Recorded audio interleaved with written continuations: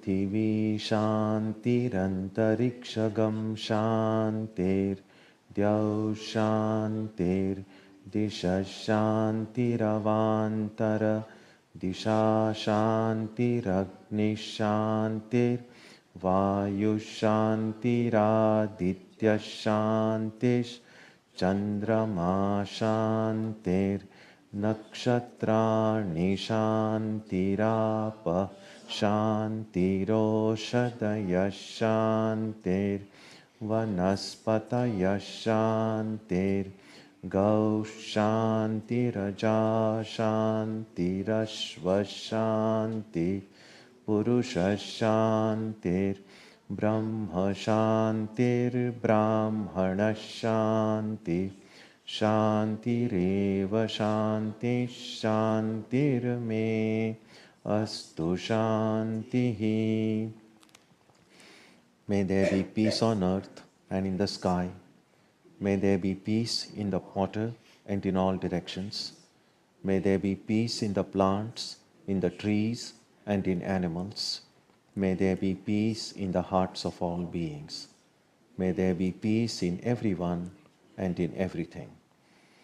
Sarvetra Sukhinas Santu. Sarve santu niramayaha, sarve bhadrani pashyantu, ma kaschid dukkha bhag bhavet, sarvastaratu durgani, sarvo bhadrani pashyatu, sarvas sadbuddhimapnotu, sarvas sarvatra nandatu. May all be happy and healthy. May all see what is good, and may no one experience misery. May all overcome their obstacles and acquire good tendencies. May people everywhere find joy and fulfillment.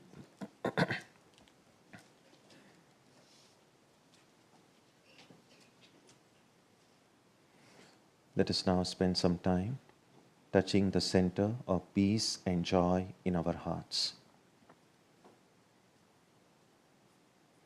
A good way to begin the practice is to withdraw the scattered energies of the mind and bring them to rest on one point. That point can be our own breathing. Let us therefore practice breathing with awareness. As we breathe in, let us visualize that our body and mind are being filled with love, strength, and compassion. And as we breathe out, let us release all the stress, anxiety, and exhaustion in the body and mind. Let us practice this way for a while.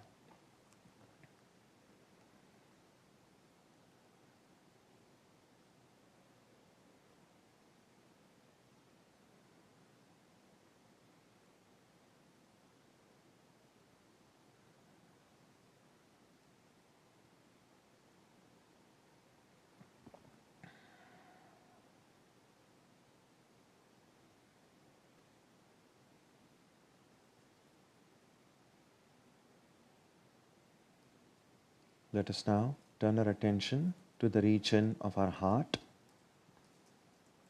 Although God is present everywhere and in everyone, the divine presence can be felt most clearly in our hearts. We can meditate in any way we have been taught. To remain focused, we can take the help of a short mental prayer or a mantra or a divine name. Let us now spend some time dwelling on the presence of God in our hearts.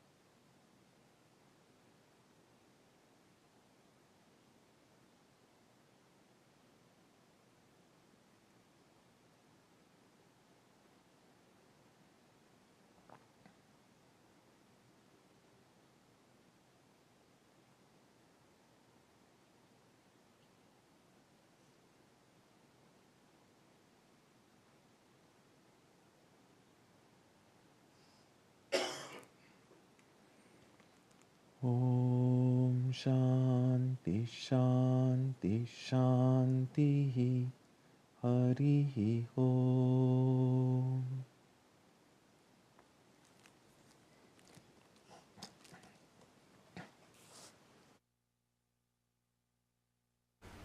We will sing the cup on page 8.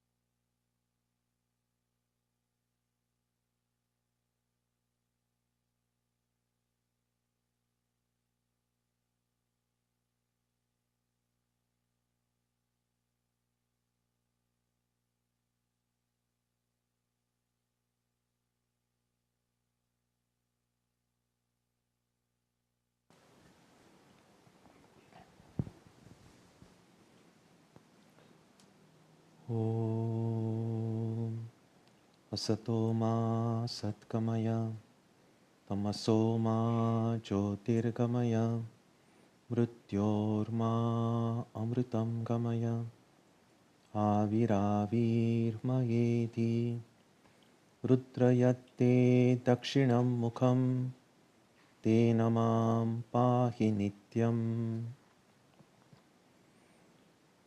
May the Divine lead us from the unreal to the real, from darkness to light, from death to immortality. May the Divine Consciousness fill our hearts and protect us.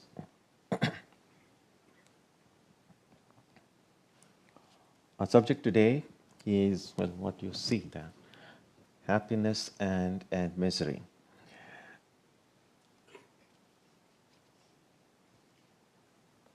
While each of us in the world has a unique life story, no two people are exactly identical. Yet, among the things that we share in common are our experiences of happiness and sorrow. In Sanskrit, it's called sukha. Happiness is called sukha, and misery or sorrow or suffering called dukkha. The causes of happiness and misery that we have in our lives may be different, but the experience itself is common. So that's something we share in common. So today's reflection is about these shared experiences that we have.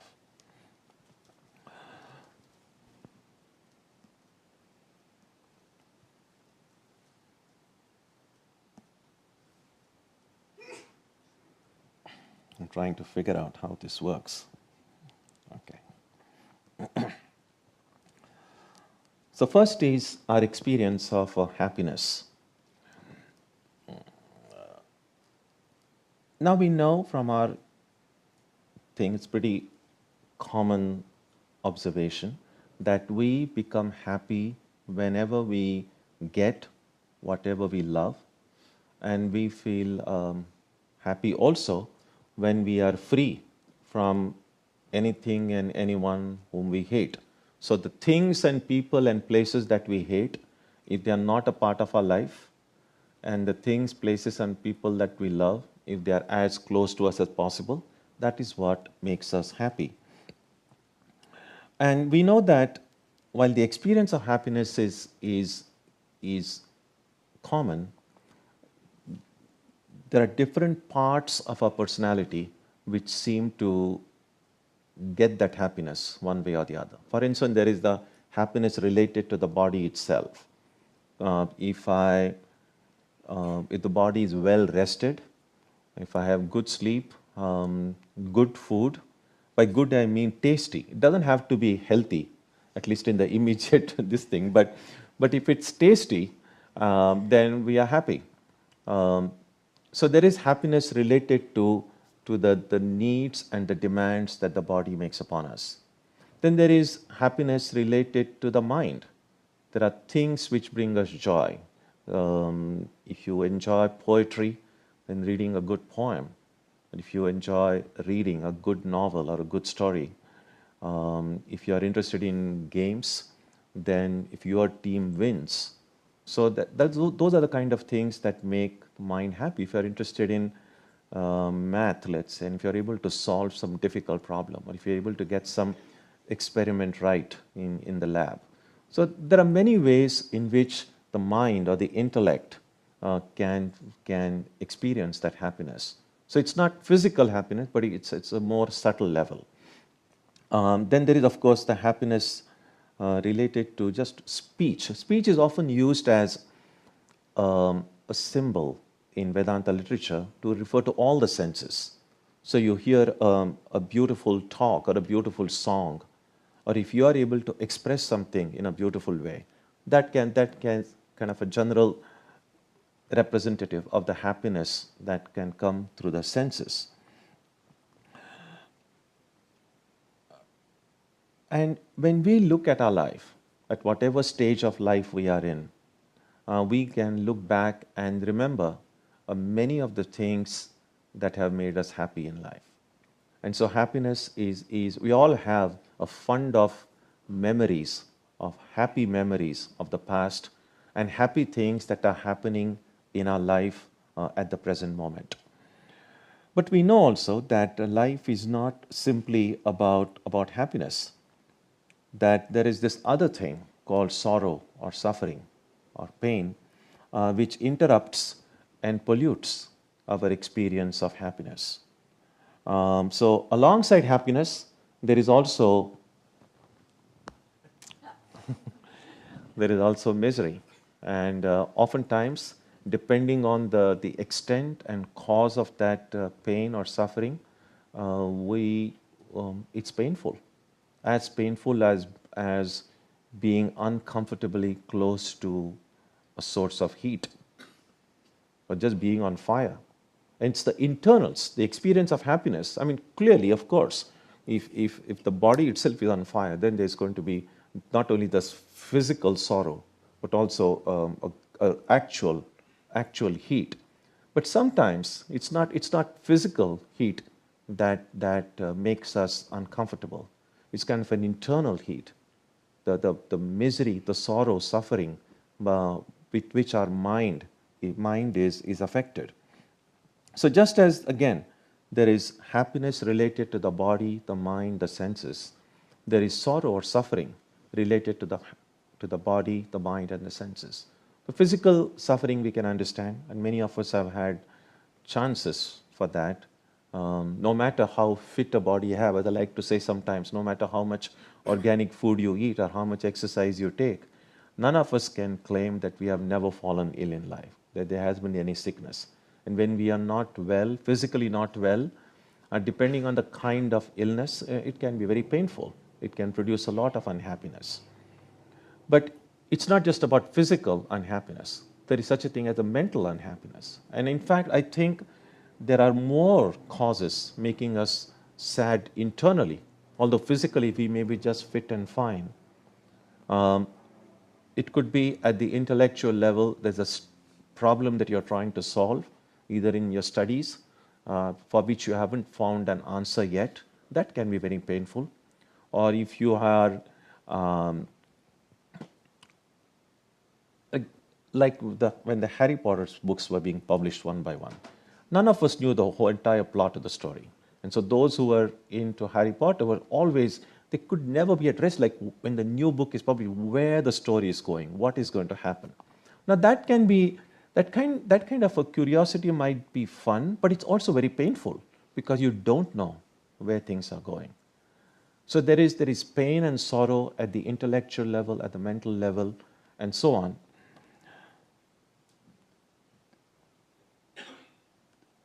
The good thing about both happiness and sorrow and suffering in our lives is that none of them lasts forever.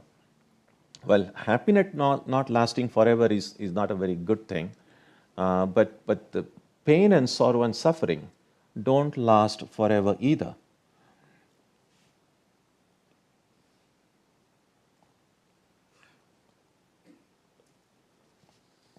Now, all of our life we will see, we are going alternating between this experience of happiness on one side and pain and sorrow and suffering on the other side. And this can go on and on in our lives in such a way that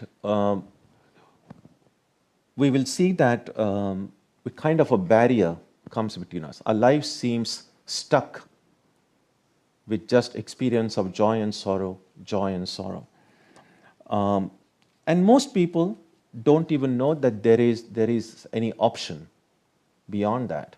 They just think life is just nothing but joy and sorrow. And some people just give up and say, well, the most I can do is to maximize the time of the happiness and somehow kind of just grit your teeth and pass through that painful time and know that eventually happiness will come again.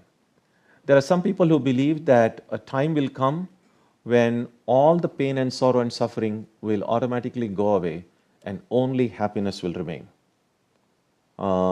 That has been the hope that has kept people going for generations. That is why reformers come, leaders come, political leaders come, to assure us that they are here to solve and fix all problems. And every 4 years and 8 years, we know, well, nothing has been solved. But again, that's the hope that springs in our heart that the next leader will come and solve all the problems. And so we seem kind of stuck in this barrier going between joy and sorrow. We look deeply, we might discover something interesting. And that is, when we are passing through a misery phase, when things are not looking that good, what sustains us during that painful time are the memories of a happy past or hope for a happy future. That's why sometimes when things are not going well, it's too painful to dwell in the present if the present doesn't look that good.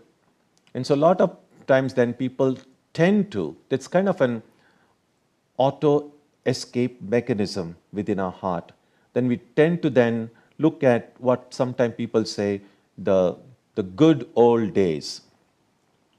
And I can assure you, in every generation, people keep thinking the early days were so much better than they are now. And that's kind of been going on. And everyone laments how terrible things are now. Several years ago, they had found an old manuscript somewhere in Egypt. A manuscript which was said to be at least more than 2,000 years old. And among the things, when they deciphered the script, among the things said in that 2,000-year-old manuscript was, what has happened to the generation now? Things were very different in the early days. So if someone tells you today, if your parents, your grandparents tell you, see, our days were so different, just say, yeah. Because their parents have told them exactly the same thing. So when we are passing through a difficult time, we generally tend to think of the wonderful memories of the past. Now, everyone's past, and there have been these good and bad things, happy and painful things. But somehow, again, it's a kind of a auto-sustaining mechanism within us that when we look back, we generally, unless we had a really traumatic past, generally we tend to remember those good things and they kind of help us survive. And there is always the hope that the future is going to be filled with happiness. That gives us the strength to manage the painful present. On the other hand, if we are passing through a happy phase, then one would think that, well, there should be no problem. Unfortunately, there is. Because even when I'm passing through a happy phase, sometimes some of the extremely painful things of the past just don't leave us alone. So even when I'm having a good time, I sometimes think, but last year was so bad. Even if some winter has been a little bit forgiving, hasn't been that strong, people still say, but you don't know how much we suffered last year. And then always there is the uncertainty about what about next year. And there's a favorite story of mine is about this businessman who had done enormously well some year. His business had done well, and a friend of his visited him and found this businessman friend as extremely sad and morose, which was kind of strange because his business was doing really very well. So the friend asked him, what happened? I thought you were doing great. And then this businessman said, yeah, doing well. You don't know how much I lost last year.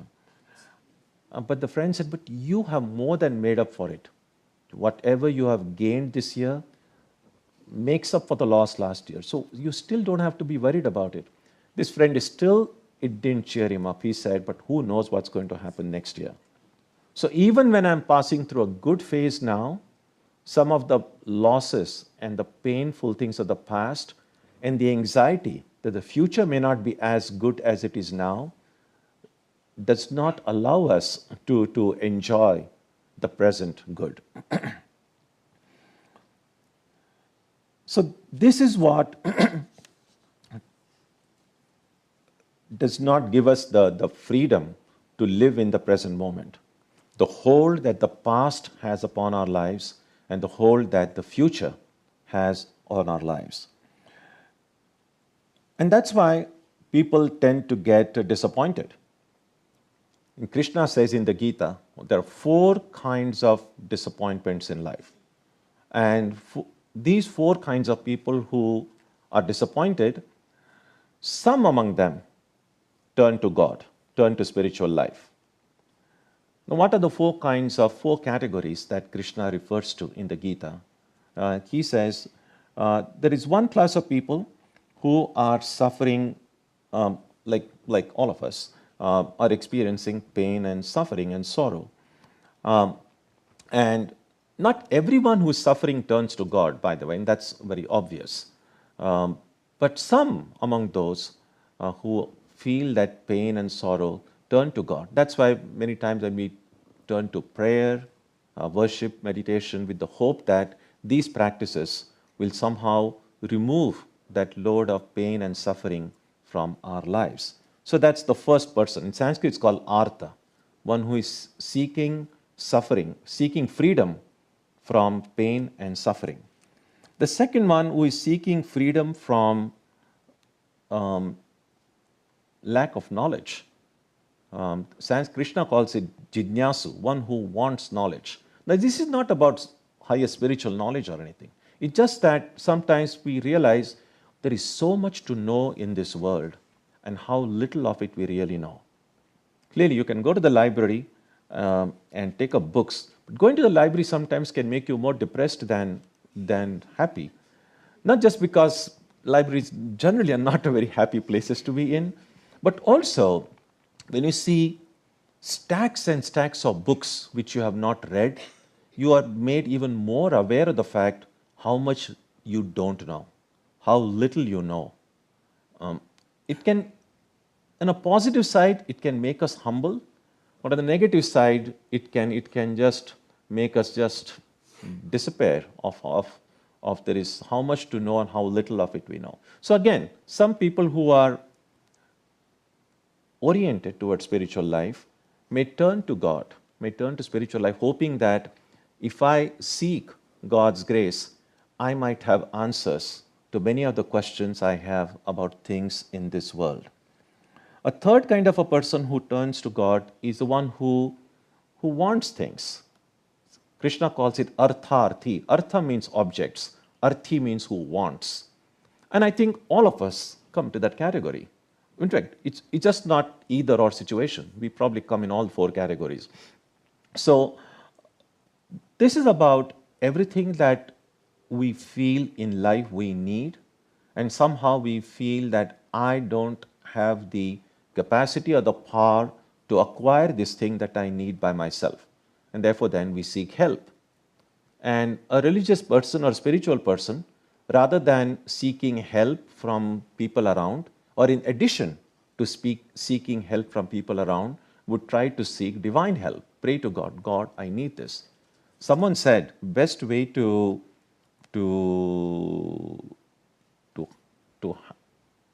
save or not become a spendthrift is to ask, when you look at something new, some new advertisement, some new gadget that's come in the market, you can ask yourself, do I want it? And usually the answer will be yes. Then the next question is, do I need it?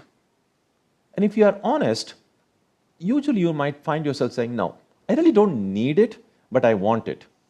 And if your answer to do I need it is no, just walk away from that shop or just close that website. That way you'll really do a good amount of saving. So there are these things we want in life. And sometimes some people turn to God as, God, this is what I want and I need your help. So disappointment with lack of things can also turn people toward God. And finally, there is one person, the 4th category, whom Krishna calls a jnani. By jnani is meant one who is truly awakened to spiritual reality. He is the one or she is the one who says, I want to get out of this. That line that you see separating happiness and misery from that upper thing called existential misery. So most people, most of us are kind of stuck in that going forth between this happiness and misery. And there is this barrier. But one who realizes that whether I enjoy my happiness or I am terrified of my misery, if I look at them both clearly, I will see that they both are not satisfying to the fullest degree. As I said, even when we are enjoying happiness, we're not really enjoying it to the full, because the memories of the past and anxiety about the future doesn't allow us to enjoy that happiness. So in some form, we can say even our happiness is kind of a sorrow in a very different form. And so there is this term existential misery. And there was a school of thought, a philosophy called existential philosophy. Now, I'm not using that term in that much of a technical sense there. I'm using it more literally. That is, existential in the sense connected with our very existence as human beings. And what this revelation shows us, that as long as we remain mortal, as long as we are filled with these limitations of the body, mind, and intellect, until that time, we will never have total peace and total fulfillment. Yes, a little bit of peace we all experience. A little bit of fulfillment we all get, no denying that. But total peace, total fulfillment seems beyond reach. As long as we are mortal, no matter how much we try to forget about it, there is always going to be anxiety with regard to death. We may not want to think about it, but one day we are going to die, and that doesn't seem to be something to look forward to. Even before that death comes, there is this reality of illness. Again, our body is a defective product. By defective in the sense, there is no body which never falls sick or never falls ill. And as I sometimes like to say, if a defective product is shipped, we want it to be recalled. But this defective product, no one wants it to be recalled because there is no guarantee. But whether there is, first of all, going to be any replacement or it's just gone. And so we just do well with, we know it's not the best, it's not the perfect, but we just have to manage with what we have. So as long as this defective, but defective in the sense not perfect body and not perfect mind are all that we have, we are never going to experience complete fulfillment. Even when we are experiencing happiness, it's going to be incomplete in some way. And therefore, both the happiness and sorrow that we experience in daily life are just at the superficial level. At the deeper level, it's nothing but sorrow. Now, this is not something that we have reasoned out only now. In fact, great ones of the past have said that. We read in the Gita, when Krishna, there is this beautiful verse in which he says, Anityam asukham lokam imam prapya bhajasvamam. Having come to this anityam, transitory world, asukham, joyless world, seek that infinite alone. Now, it's interesting that when Krishna refers to the world, he doesn't refer to it as a place of happiness and misery. He just says joyless. Or if you want to put it in a positive term, terrible or miserable. In fact, in other place in the Gita, he refers to the world as dukkhalayam. Now, alaya in Sanskrit means an abode, or a house, or a container, if you like. So just like Himalayas, the word Himalaya is a combination of two Sanskrit terms. Hima means snow, and alaya means an abode of snow. That's what Himalaya means. And Krishna refers to the world as dukkhalaya, an abode of sorrow. Again, seems one-sided. He should have said an abode of happiness and misery, but he's just saying just an abode of misery. Now, what he's referring to is not this lower happiness and misery. He's referring to existential misery. Same with Buddha. When Buddha says life is suffering, everything is transient and life is suffering, it seems one-sided.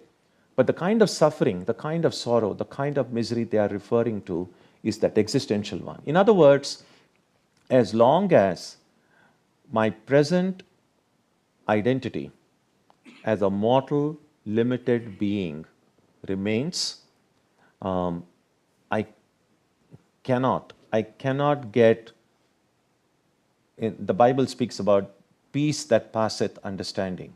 And we pretty much can use that phrase with everything. I can never experience the happiness that passeth all understanding.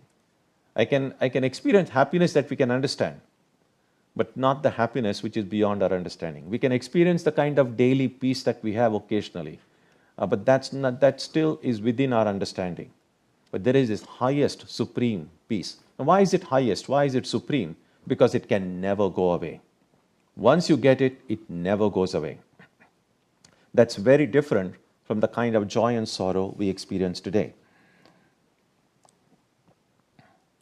So now, once we take a deeper look at our present happiness and sorrow, and discover that going beyond the superficialities of our daily joy and sorrow, we find the situation looks pretty hopeless because of this presence of existential misery. And sometimes people who have been able to look deeply into this experience and see things not looking that good can go in several different directions. One way would be that it's definitely going to produce a tremendous despair, can sometimes lead to atheism, agnosticism as well. When you just look deeply into life and see things don't look that good. In fact, that existentialist philosophy that I referred to earlier, which was a pretty strong school of thought a little over 100 years ago, in the early part of the last century. There were some French philosophers, existentialists. Some great books have come. One of the books that was titled by a French thinker was called No Exit. It simply means that this is life and there is no way out. You are just stuck here. There's nothing you can do about it. And that's not a very hopeful way of thinking, but a lot of great thinkers of the past kind of arrived at that conclusion after looking deeply into this kind of happiness and sorrow, seeing that things look hopeless. The other direction we can go to is it can make us turn to spiritual life. It can make us at least inquire whether are we stuck in this phase of never quite total fulfillment, never quite total joy, but just remain satisfied with those little bits of joys and sorrows that come in life? Or is there some way out? Am I willing to at least be bold enough to ask that question, whether there is a way out? And when that happens, we will see that many have discovered, fortunately, there are people before us who have found a way out. There are people before us who say that we don't have to be permanently stuck in this hopeless situation of our present existence. So just as there is existential misery connected with our present limited identity, what if we can discover a more permanent identity? Can we find a way of exchanging our present identity to another identity? An identity which is free from the defects of our present identity. Our present identity, clearly, we know we are mortal, we are limited, we are just bound by time. We were born at some point, we're going to die at some other point. And if you believe in the idea of rebirth, you're going to be born again, you're going to die again. And again and again and again. And even when I'm born again, whichever body I get or whatever mind I have, it'll bring us some joy, but never total joy. It'll bring us some fulfillment, never total fulfillment. Can I change my present identity to an identity which will make me immortal, an identity which will make me perfect in every way. Because with that kind of an identity, then I will have existential happiness, existential joy. Joy connected with my very existence as that new identity. And that's what some of these thinkers found out. And they called it existential happiness. You can see the fireworks that occurs. So that's why sometimes those who are enlightened, we see in Vedanta books, the experience of the enlightened ones are just filled with that bliss of God, filled with that joy. They became free from the fear of death, the anxiety related to illness, the anxiety related to betrayal, the pain that people experience due to abuse. So there are many ways which pain and experience is suffered in life. But we find that when that existential happiness comes, when our identity is associated with immortality, infinitude, freedom, that's when we experience joy and peace that passeth understanding. Now, here is a question.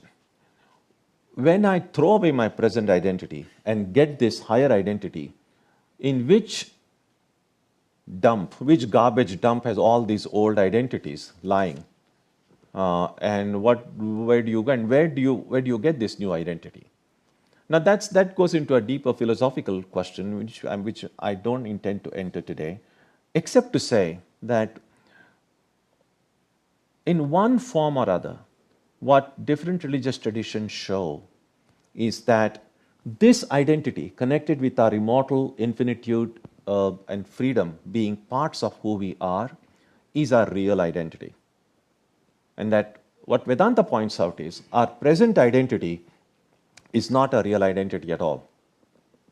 And so when we are giving it up, we are not really dumping it anywhere. Think about it this way. Let me give you an example. Now, let's say, we all know what our present identity is. And our present identity is at the very basic level, means if I ask you who you are, you have some answer to give. I am so and so. And you may answer that in any number of ways. So I know who I am right now. I also know where I am right now. Now let's say you had some good dinner someday, and then you go to sleep. When you lie down in your bed, even after you switch off the light, you still know who you are, and you still know where you are. Then at some point, sleep overtakes you. And then you suddenly find yourself in a dream world.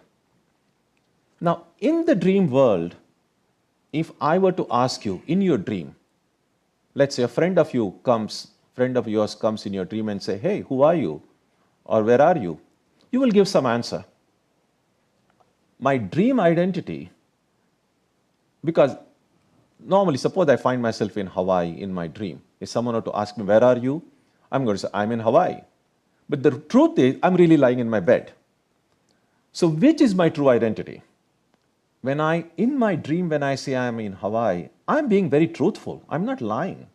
Because I find myself I'm in Hawaii. But I don't know at that time, the real me is asleep in my bed. And the real answer should have been, I'm lying in my bed, I'm asleep. But instead of saying that, I say I'm in Hawaii. But that becomes my identity. It's really a pseudo identity, not a real identity, but I don't know that. Then in the morning when I wake up, suddenly Hawaii seems to have disappeared somewhere, and I find myself back in my bed.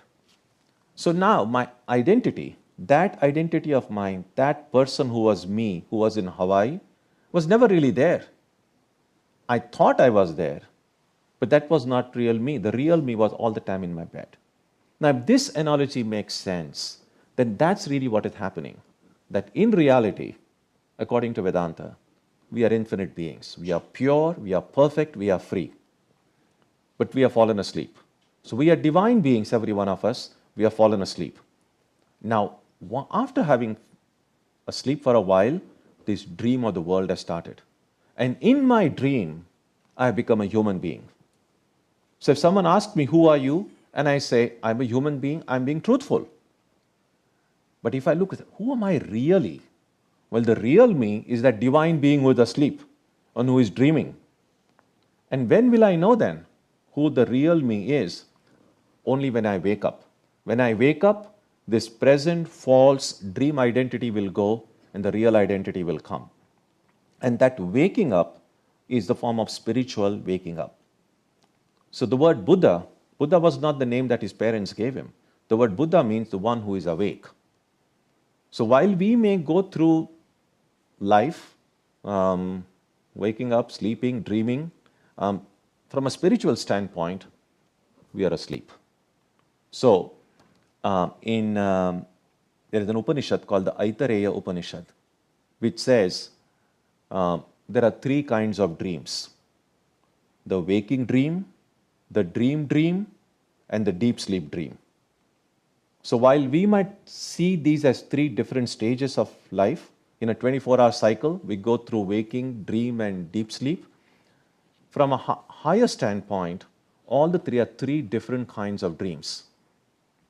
Not only that, if there is such a thing as a death, that's another dream. If after death you find yourself in a place called heaven or hell, that's another dream. If you find yourself being reborn somewhere in some form, that's another dream. What it in effect it means is our entire life, and I'm not limiting it only to between the time we were born and until we die. Our entire life, when you believe in the idea of rebirth, a series of births, can be seen as just a series of endless dreams. And we will keep on dreaming unless and until we wake up. And that waking up is what will give us a true identity. Now, what many of the religions point out is that that's where we were originally. That was our original state of happiness. And somehow we lost that. We lost that state. And sometimes in the religious language, it gets described as the fall. That state of existential happiness could be when Adam and Eve, if you believe in the biblical myth, Adam and Eve were in the Garden of Eden in complete happiness. And then, of course, they came down and there was this big fall. Right from that state of complete happiness, we have now found ourselves into this place. And spiritual life, therefore, can be seen as trying to go back. We have come down from our original state of purity and infinitude. How can I then go up again? So spiritual life really is a way to go from our present state to that highest state.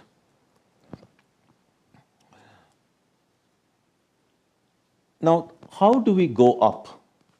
How do we cross these barriers, the present experience of joy and sorrow, and to look at existential misery? So, here is one point, I think very important. It is this: sometimes when people turn to spiritual life, because we have read about in the life of mystics and saints and the great ones, how in bliss they were all the time experiencing the presence of God everywhere, sometimes people think that the moment I start meditating, I'm just going to be in bliss, floating in bliss. Maybe you will, who knows? God's grace can come at any moment. There is no doubt that it's possible.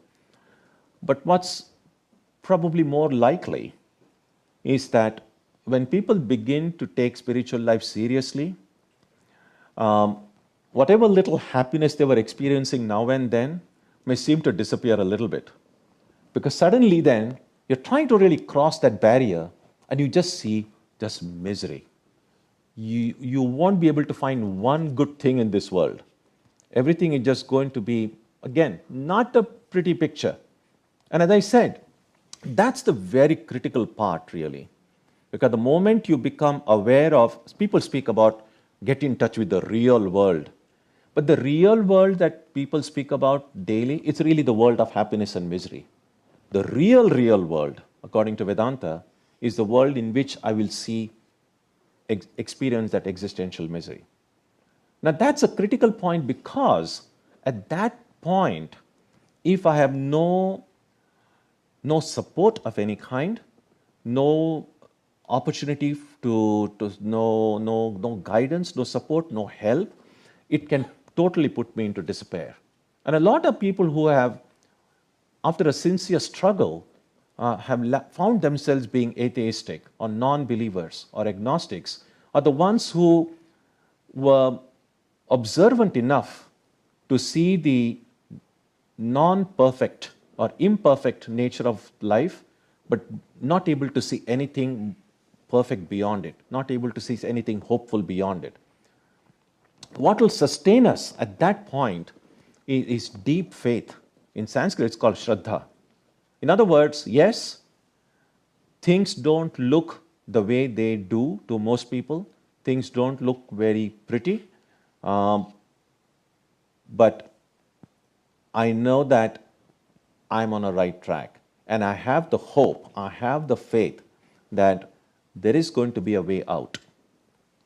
Because we need faith when we don't see. When you see the light at the end of the tunnel, you don't need that much faith, because at least you see that light and all you need to do is to start moving towards that light. But what if you are in a long tunnel and are not seeing any light anywhere? It's easy to feel lost. It's that time that we need that faith. I may not be seeing that light, but it's there. So what guides my steps in that time of uncertainty, in times of darkness, is that total faith. Faith in oneself, faith in some higher power guiding me. When that happens, we're able to cross that middle one and able to go and taste a little bit of that existential happiness. So spiritual life is a journey from our alternating experience of joy and sorrow to a deeper kind of underlying sorrow connected with our false identity as limited beings, and ultimately giving us back our true identity of being pure, free, and perfect beings. Now, that barrier between existential misery to existential happiness can be crossed, not just in any one way. There is not just one way of doing it. There are any number of ways of doing it. And the different functions of our mind can sometimes be helpful. So depending on whichever is the dominant characteristic of our mind, certain kind of spiritual practices might appeal to us. So some people might want to use the deep part of reasoning, cognition, path of knowledge. Through the path of Jnana Yoga, then they can go up and reclaim their identity. In whom the affective part, the part of the feelings and emotions, when they are purified, they are extremely powerful. So the path of love, the path of loving God, loving the infinite being, loving the spiritual ideal. My heart can be so filled with the love of God that all forms of hatred can be removed from my heart. Now that power of love, when it's completely purified, can also take me to that highest point of happiness. Similarly, the path of unselfish activity.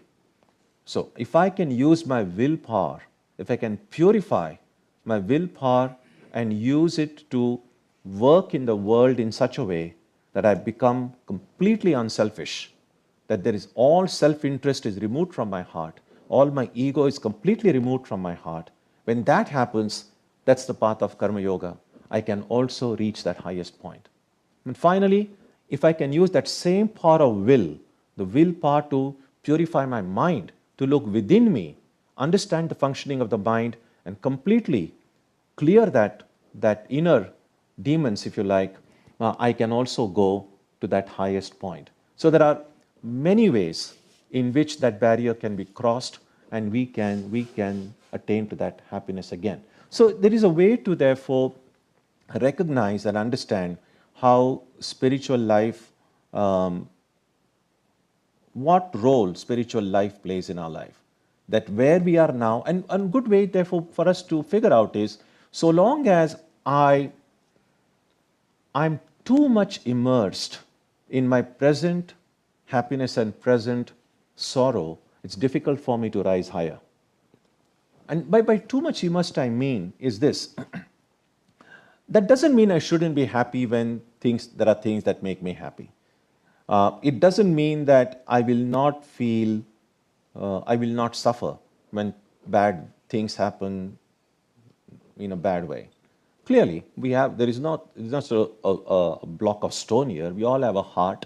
So sometimes you're going to be happy, sometimes you're going to be miserable. And so that's okay, that's normal. What is not probably so good from a spiritual standpoint is both, whether my happiness or my sorrow overwhelms me to the point that I lose sight of what's right, what's wrong. I lose sight of what I should do, what I shouldn't do. So if I can digest my happiness and my sorrow, my misery, if I can still have my feet firmly planted in the ground, even as I navigate through the joys and sorrows of daily life, then I have some hope of rising higher. Krishna calls it in the Gita, he says, Sukha dukkhe same kritva. Now, taking literally, it means looking upon joy and sorrow as one and the same. Now, that doesn't seem so good. Like, how can the two be same? Yes, joy is joy and sorrow is sorrow. Again, you go up from a higher standpoint, they don't look that different because ultimately they are just form of one existential misery. It's a little bit like when we are walking on the ground, all these ups and downs look much more prominent.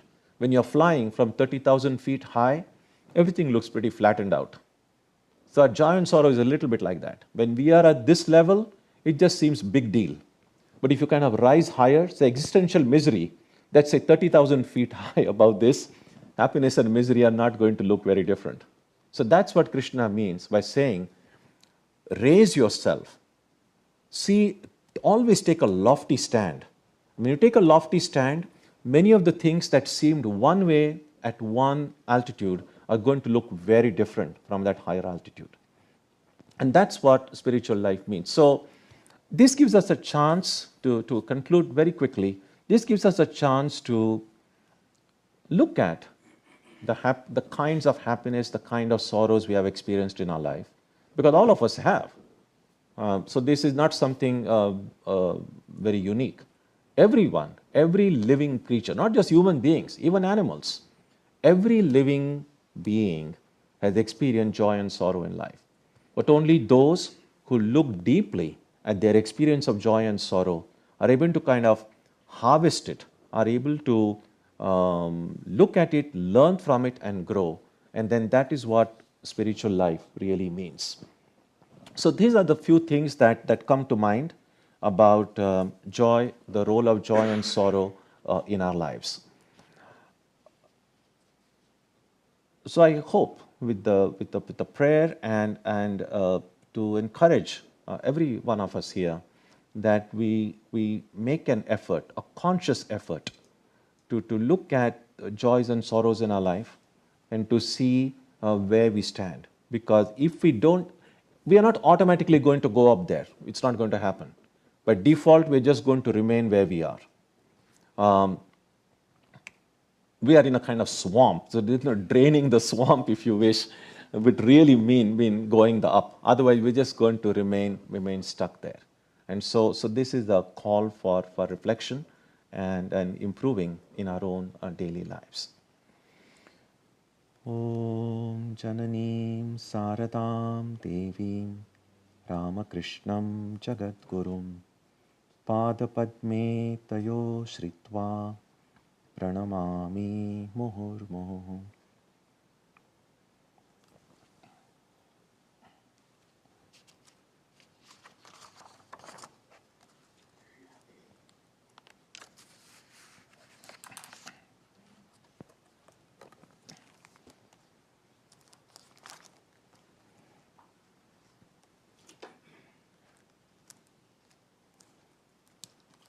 Next Sunday, we will have Antar Yoga, as we do once a month.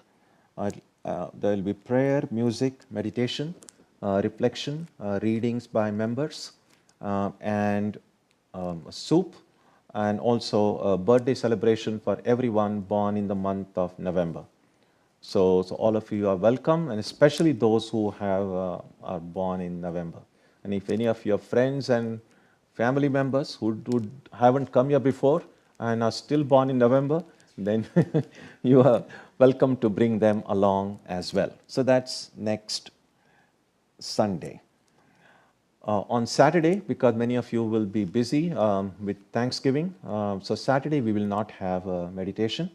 But on Tuesday, we will have meditation as usual. And on Wednesday, we will continue with the study of the Gita. Presently, we are studying chapter 17. So you're welcome for these programs. Let us conclude now with a prayer on page 3.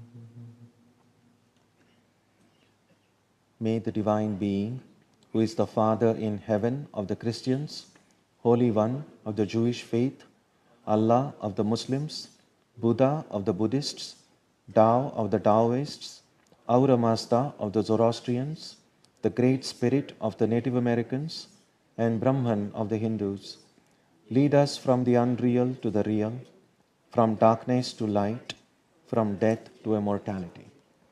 May we be granted strength, freedom, and clear understanding. May we learn to see God in our own hearts and in everyone around us. May God bless us all and fill our hearts with gratitude, grace, and love. Om Shanti Shanti Shanti. Peace, peace, peace be unto all.